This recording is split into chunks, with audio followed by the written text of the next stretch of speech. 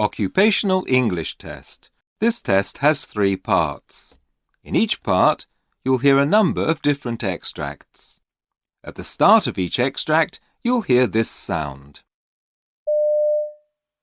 You'll have time to read the questions before you hear each extract, and you'll hear each extract once only. Complete your answers as you listen.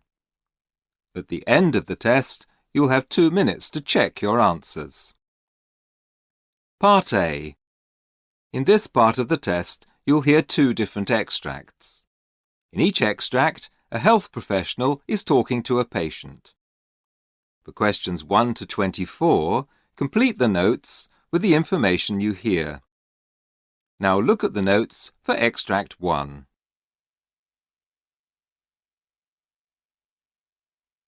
Extract 1, questions 1 to 12. You hear a neurologist talking to a patient called Vincent Chung. For questions 1 to 12, complete the notes with a word or short phrase. You now have 30 seconds to look at the notes.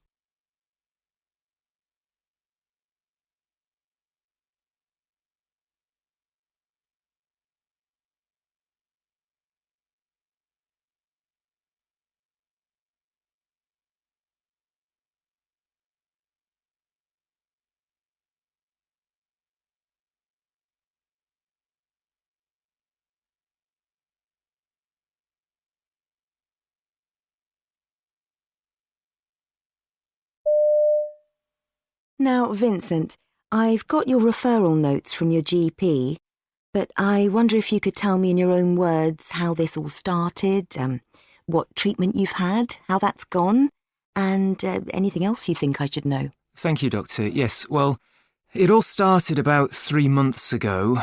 I was just washing one morning and everything was completely normal when suddenly I felt a pain go right across my face for no apparent reason. Then, after that, the attacks came quite often. If I had to describe it, I'd say it's like a searing pain, and it usually hits the right side of my face. Like I said, it goes right across it, but it's my cheek, teeth, and my jaw that seem to take the brunt of it. It's a horrible feeling, too. It feels like an electric shock. I have to say, it leaves me feeling quite shaken. And have you noticed any patterns or triggers? Is there anything that seems to bring this on? Well, like I told you, the first time it happened, I was washing my face, but now I notice that brushing my teeth and shaving also bring it on. It seems to be anything to do with touching my face. I mean, even the wind can cause a sudden attack of pain. And also just using my face or mouth can bring one on too, so I mean, like, just eating and drinking can cause one, or smiling at something suddenly, or for a long time.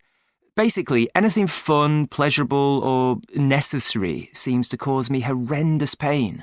And do you think that the condition's developed or changed in any way since your first attack? Oh, they're definitely happening more often. And not only that, it feels like they're affecting my whole face. At the beginning, the attacks probably only lasted about, 30 seconds or so. But nowadays I find myself dealing with the really painful part of the attack for a few minutes at a time. And it's actually getting severe now. I used to be able to cope with the pain by clenching my fist or talking myself through it or whatever, but I can't now. And I see here that your GP prescribed you some medication. Has that helped at all? Well, I expect you can see on my notes what I'm on. My doctor was reluctant to give me anticonvulsants at first because apparently there are 1 or 2 that can cause serious reactions. Yes. But he found one that carried a very low risk, so I was on that for a time. Anyway, after a while they started to lose their effect, so then he put me on antispasmodics. That's what I'm on now. Mm-hmm.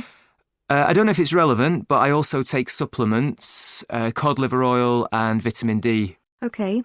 How are the antispasmodics working out for you? Well, I have to admit that when I take them, the pain is a bit more bearable, but they do affect me in other ways. I mean, I'm drowsy all the time. I can hardly keep my eyes open. And just trying to follow a conversation or remember what it is I'm supposed to be doing has become a challenge. It really doesn't take much to make me confused. I mean, it's embarrassing. So, to avoid people thinking I've completely lost it or whatever, I've ended up staying at home a lot of the time. Oh dear. Now, that's something I've never done, and I think it's that more than the pain which has led to some very strange mood swings. I mean, that's not really like me, Doctor. I see. Well, from what you've been saying, it sounds like we need to book you in for some tests and explore the possibility.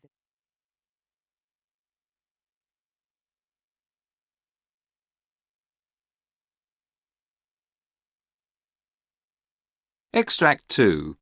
Questions 13 to 24.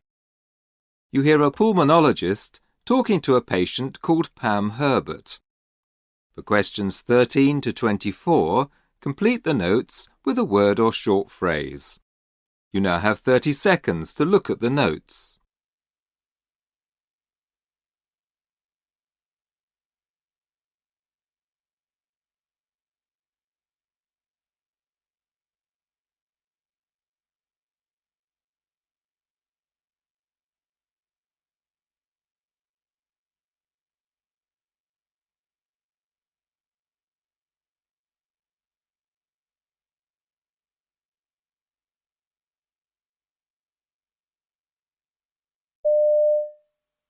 Now, Pam, I see you've been referred to me by your GP, and I've got your notes here, but perhaps we could start by you telling me, in your own words, about the symptoms you've been having, any treatment you've had, how that's gone, and anything else you feel I should know. Well, to be honest, I've just been feeling absolutely terrible. I've got this awful cough that just won't go away no matter what I do, and I keep coughing up all this stuff. It's sort of brown. It looks horrible.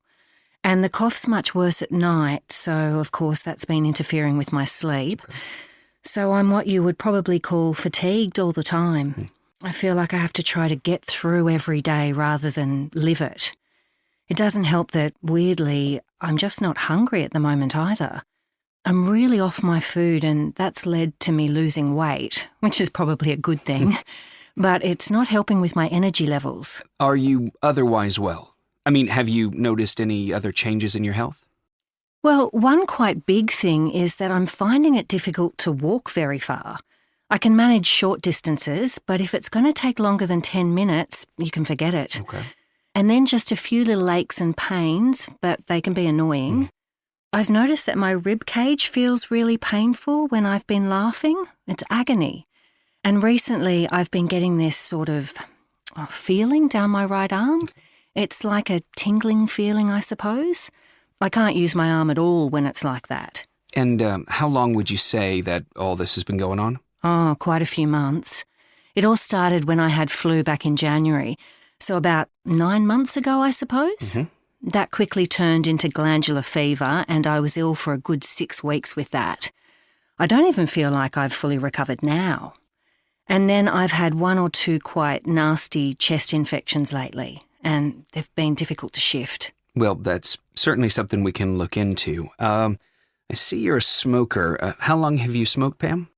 Well, in total, I was working this out with my husband the other day, it's about 35 years. I know that sounds bad, but it hasn't been constant. I have quit quite a few times, and it's just that I always go back to it. I've always suffered from insomnia, on and off anyway, and giving up always makes that so bad. It means I can't function properly because I'm so sleep deprived. One of the reasons I'd like to give up cigarettes forever, though, is to get my sense of smell back. You know, that went about 10 years ago. It's amazing how much you miss it. I mean, I didn't realise how much pleasure it gave me. It affects so many different aspects of your life. And as far as current medication is concerned? Well, for about 10 years now, I've been taking a statin, I don't remember what it's called. Don't worry. And I'm still using my salbutamol inhaler. I take that everywhere I go. I find I get out of breath so easily, and I do tend to panic. And I'm still on the antidepressants I was prescribed a year ago. They seem to be working really well, so I don't want to change anything there. It's all good, apart from the obvious worry and inconvenience with this cough and everything. And any allergies? Well, I never drink milk. It makes me throw up. And years ago, my GP diagnosed an intolerance, which came as quite a relief. And I don't know if it counts as an allergy, but hay fever always makes me really miserable. I literally can't go outside. I just stay indoors with the windows shut and take my medicine.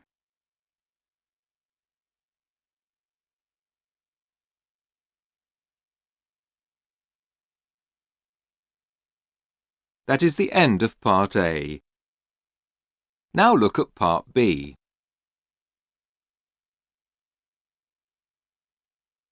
Part B.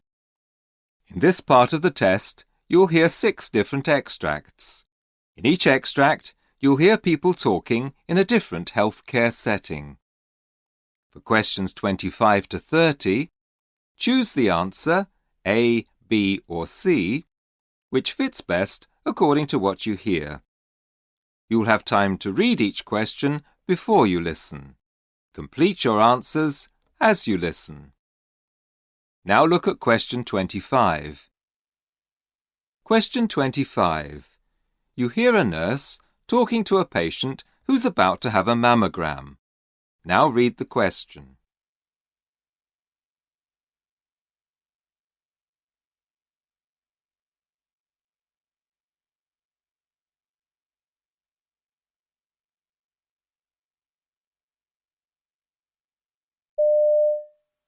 So, have you had a mammogram before?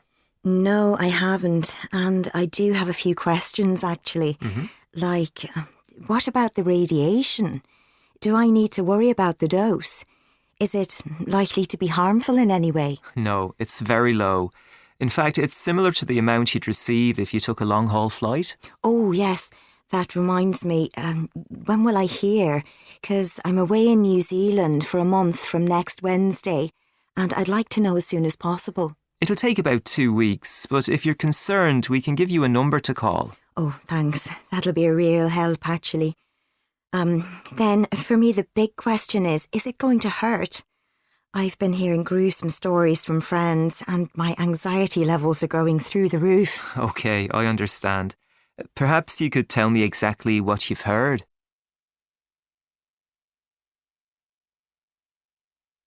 Question 26. You hear a doctor talking to a patient about a blood pressure monitor. Now read the question.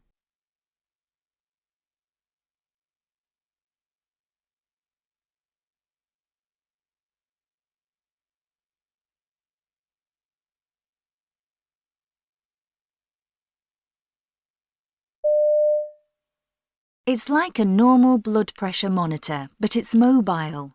You wear it on a belt around your waist and it's attached to a cuff on your arm. Then you just go about your usual day-to-day activities and it takes your blood pressure at regular intervals.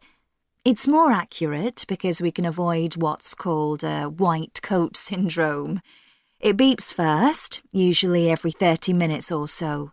When that happens, you should sit down if you can, hold your arms still and keep the cuff level with your heart. Do I have to wear it at night? Yes, you do. You could put it under your pillow. It needs to stay on for 24 hours, though you don't have to wear the belt. What about showering and stuff? Well, I was about to say, you should avoid that, I'm afraid. I see.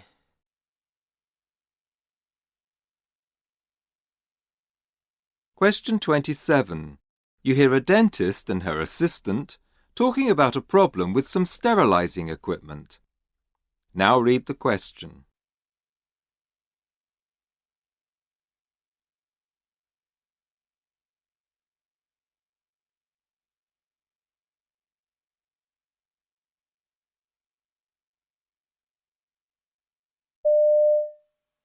Oh, no.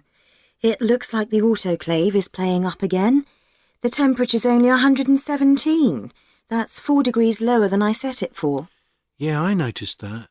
Yesterday it was at 119 and I just couldn't get it to go any higher. Shall I have a look in the instruction manual and see if I can sort it out? Well, that might invalidate the warranty. Could you find out whether the one next door's working properly? I expect it's because the hard water around here has caused a build-up of scale and that's affected its efficiency. Perhaps you could ask reception to get the company to come out as soon as possible. If they can't come tomorrow, we'll have to wait until Wednesday, and make sure everyone knows it's out of order. If you could send a quick group email, that'd be great. That's the second time this has happened, and it's still under guarantee.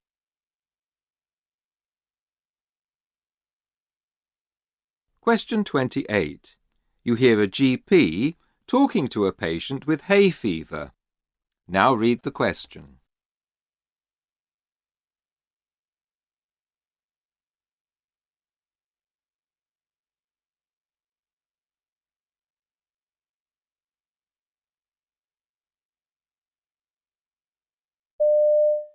How can I help you today? I need something to help me manage my hay fever this summer. It's already become unbearable. I don't want to have to stay indoors when all my mates are out enjoying the good weather. We're all off camping next weekend, and I'd hate to miss out on that. What's bothering you in particular? Perhaps I can give you something to make you more comfortable. Well, I keep getting this horrible headache thing. It's like at the top of my nose, and it's really getting me down, to be honest. Then there are the watery eyes. I mean, I can feel them puffing up as soon as I leave the house. They're so itchy, red and painful and look awful. I've got a summer job working at music festivals, so there's no escaping. I'm literally in fields all day, every day. Is there something you can give me?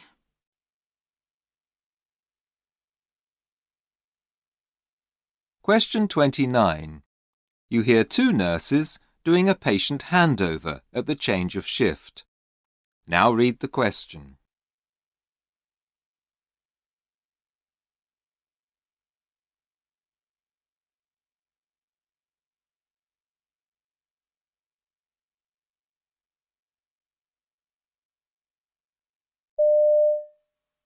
So, in bed 6 we have 83-year-old Mr. Beard. OK? He was admitted this morning and he's been diagnosed with bacterial pneumonia of the right lung. He's quite poorly at the moment, but stable. He's lactose intolerant, so can you talk to the kitchen and organise something suitable for him? OK. Otherwise, he has no known allergies. He's been for a chest x-ray, but we're still waiting for the results to come through. We may need to do a CT scan too, but we'll have to wait to see what the x-ray results reveal before we can arrange that. Right. His SATs were at 57, so he's on 2 litres via a nasal cannula, and that's to be reviewed after 2 days, so not until tomorrow morning. Mm-hmm. Oh, and I forgot to mention, he had a fever of 39.4, so he's also on antibiotics via IV, which he's not very happy about.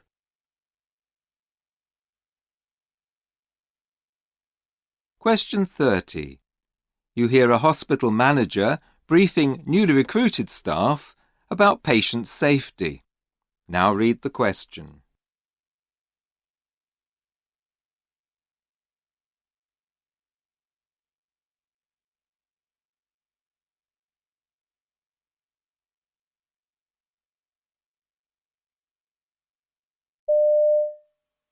Within the information team, we provide a set of standard and custom-made reports to suit the needs of staff and patients.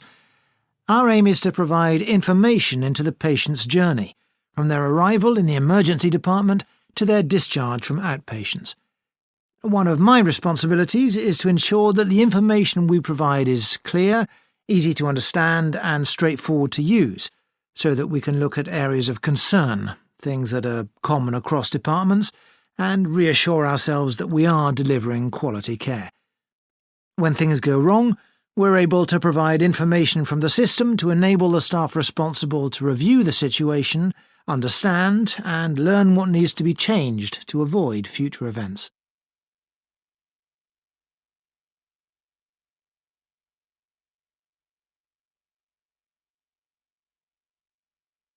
This is the end of Part B.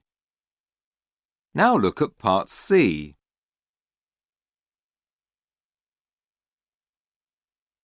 Part C. In this part of the test, you'll hear 2 different extracts. In each extract, you'll hear health professionals talking about aspects of their work. For questions 31 to 42, choose the answer A, B or C, which fits best according to what you hear. Complete your answers as you listen. Now look at Extract 1. Extract 1. Questions 31 to 36. You will hear an interview with a midwife called Christina Morello, who's talking about the time she spent working as a volunteer in South Sudan. You now have 90 seconds to read questions 31 to 36.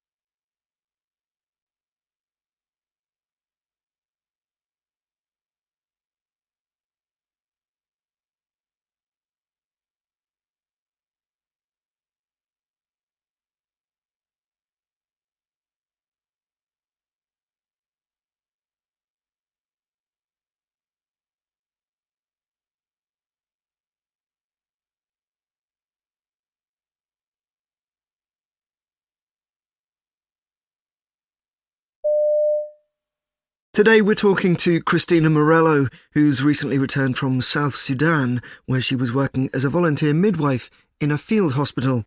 Christina, could you tell us why you wanted to go and how you felt? Well, I first arrived at the decision because I was dead set on making a difference to people who had nobody to turn to in desperate times. And, to be honest, from a selfish point of view, I naively thought it would be an adventure.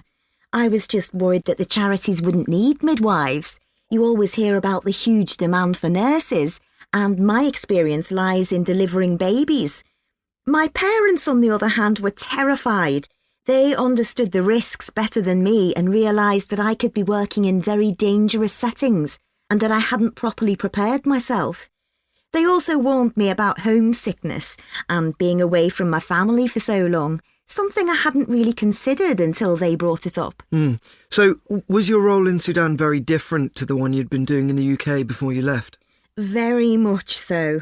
The role entailed a huge variety of tasks, and they were all demanding in different ways.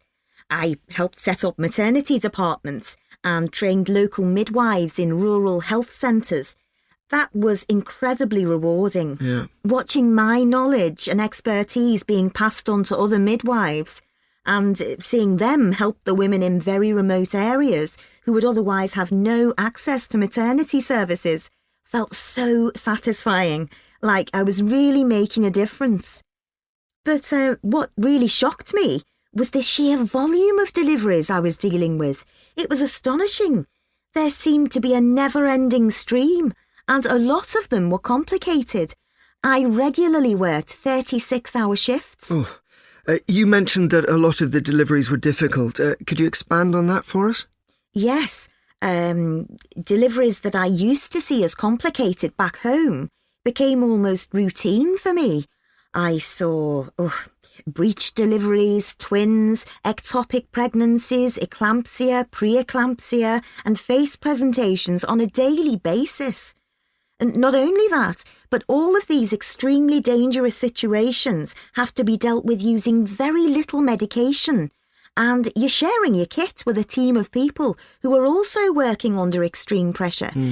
There's a desperate lack of funding for clinical equipment, which is why our work is so important. People don't use contraception, and they have huge families. The more children a mother has, the more complicated the delivery. In South Sudan, up to 13 children isn't uncommon, and that often leads to difficult and dangerous births. Could you tell us about a patient who made a particular impression on you? Oh, I remember when one patient, let's call her Margaret, came to the hospital in labour with twins. When we examined her, it became apparent that she needed an urgent caesarean section. This was impossible, as there was already one being performed, and we simply didn't have the staff or equipment to handle two simultaneously or to do a turnaround in time. Right. We had to work quickly together, overcome any language barriers, and really cooperate with each other to make sure that the necessary equipment was sterilised and available as soon as possible. I think Margaret's case really demonstrates how teamwork is everything out there. Eventually, the babies were both born naturally, safe and well. That was one of the happy endings. It must have been quite a culture shock for you. What was most difficult for you to get used to? I was in what's called a medium risk placement, which meant that fairly strict rules applied, and that took some getting used to. We weren't allowed to leave the hospital complex after nightfall, which was strange, but not too much of a problem, as I was usually only fit to have dinner and fall into bed anyway. The worst thing was constantly feeling dirty and uncomfortable. There was no break from the heat and humidity, and we only had bucket showers and a limited water supply. Oh, the bugs didn't help matters. They really added to the discomfort, and everybody always had something or other to complain or worry about. A sting, a bite, an itch or a rash. Yeah. So what qualities would you say are the most valuable for anyone who is thinking of volunteering? Obviously, you can't apply unless you have all the qualifications, experience and skills that they're asking for. That's a given. Right. Language skills are a huge bonus. If you've even the most basic grasp of the local language, it'll get you out of all sorts of tricky situations. But what you really need is the ability to cope with the unexpected and be up for anything. When you're working in such extreme conditions, your team's the only thing that keeps you going. So if you put up obstacles, you'll cause more problems than you solve.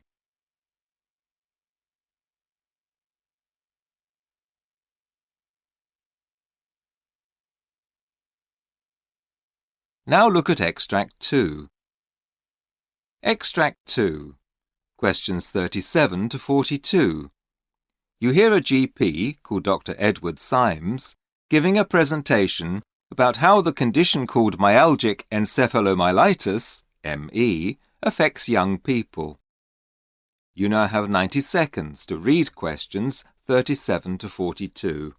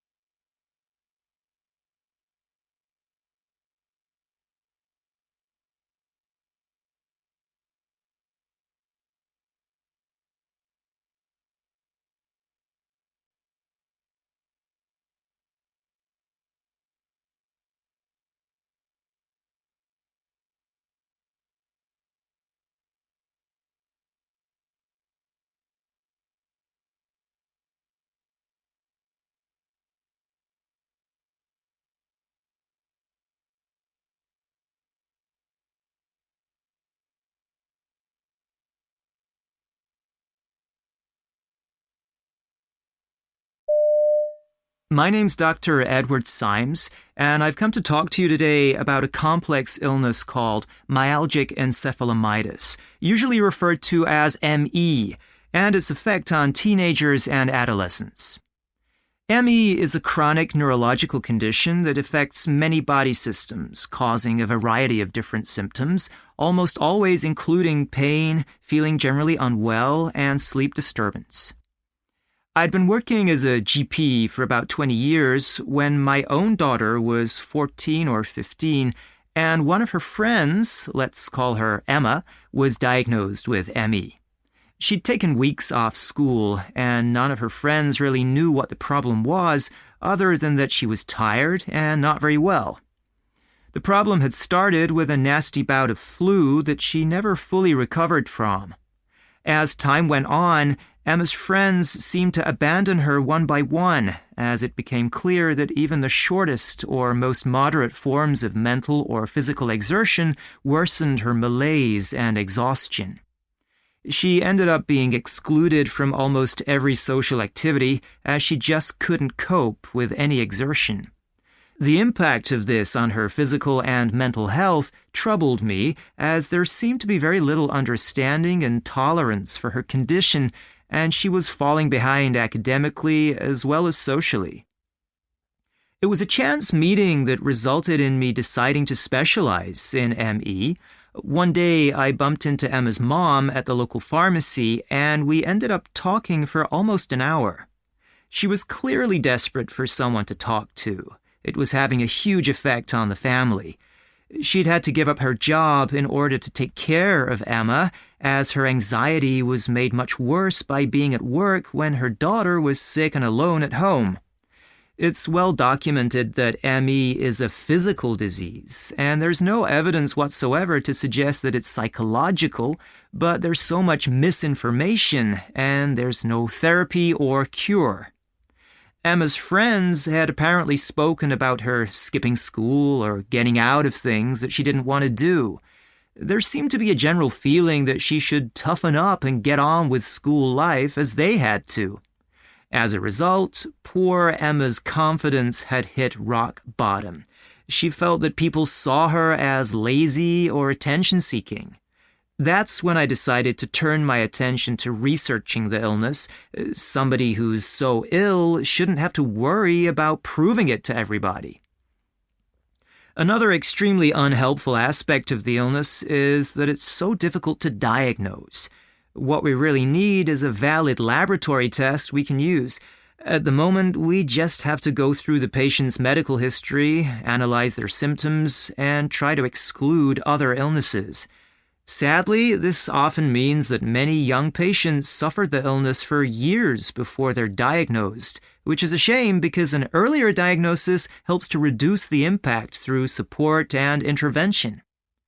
Another issue is that ME can be tricky to identify in younger patients as they don't always report symptoms accurately.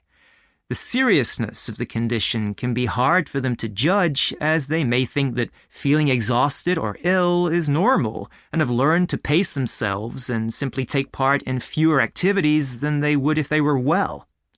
A reliable blood test would avoid all of these problems and might mean that the illness finally gets the attention it deserves. Perhaps the most challenging thing about having ME is the fact that it's so erratic. You just don't know how you'll be feeling at any given point in the future, which makes planning difficult. This often results in sufferers missing school and key social events. Feeling left out at a time when you're trying to establish your identity can trigger confusion and depression.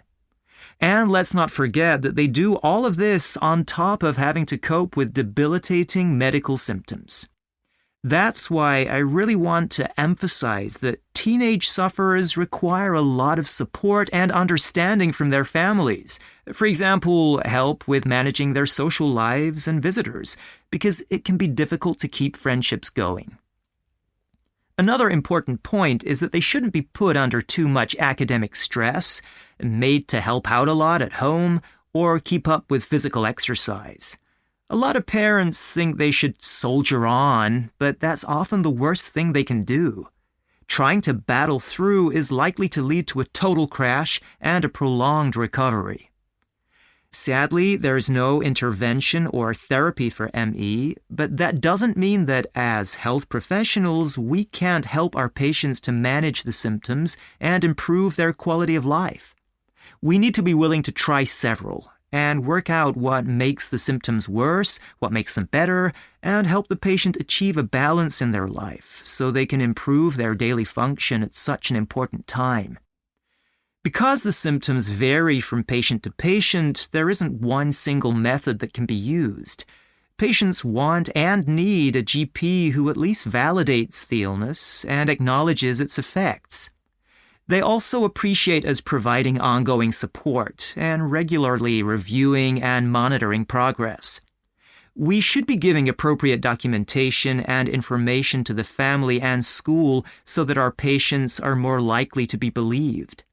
The patients themselves need to be involved in the process and adapt to life with the illness by respecting their physical limits and allowing themselves adequate rest. Before I go, I want to briefly mention one controversial method of treatment that is sometimes prescribed, and that's cognitive behavioral therapy, or CBT. Whilst it's been helpful for some pediatric patients, the effects on teenagers are modest at best. Claims that it can cure the illness are not supported by any follow-up studies. The theory behind it is that the patient is so frightened of the illness that's usually brought on by exercise that it worsens their health. CBT can be used as a way of getting back into exercise. However, the illness cannot be worsened by attitudes, and this theory goes against current understanding of the disease. It has led to patients being blamed for their failure to recover, and even worse, it frequently leads to severe relapses, as it usually insists on some form of exercise. On a final, relatively positive note, I should say that the majority of severely affected adolescents make a full recovery, and most others improve sufficiently to lead near full lives.